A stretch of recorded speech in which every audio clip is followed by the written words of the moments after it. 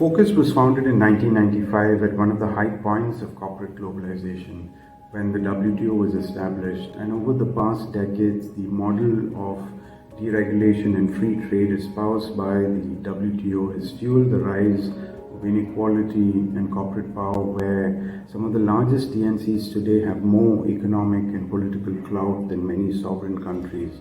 Our 3 decades of work to democratize global governance shows that it is high time to balance the scales and impose legal obligations on TNCs. Legally binding instrument on TNCs and human rights is critical to correct the asymmetry that exists where transnational corporations are given rights under free trade agreements and investment treaties, but have no obligations under international law to protect and respect human rights, the environment, and public interests. It's important to stress the transnational character of these enterprises because that is where the gap is.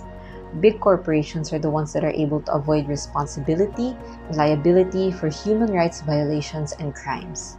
And as recent exposés have shown, TNCs use offshore tax havens to avoid paying their legitimate share of taxes in developing countries. This impunity must stop.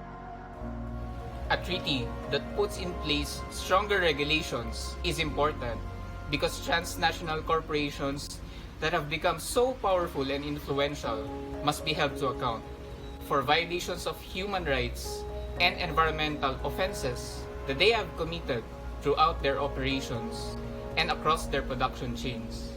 Many of the factories that supply big brands are located in Asia.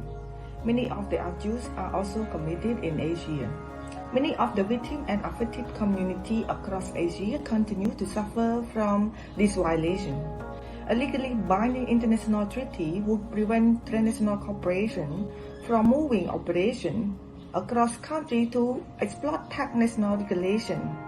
It is important to have a legally binding treaty to hold the corporations responsible for these violations and crimes to account and make them legally and materially liable for their operations.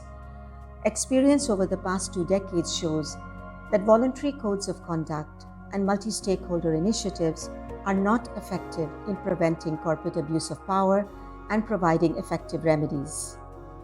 Affected communities demand justice, and the people of the world demand laws and regulations that uphold public interest instead of corporate profits.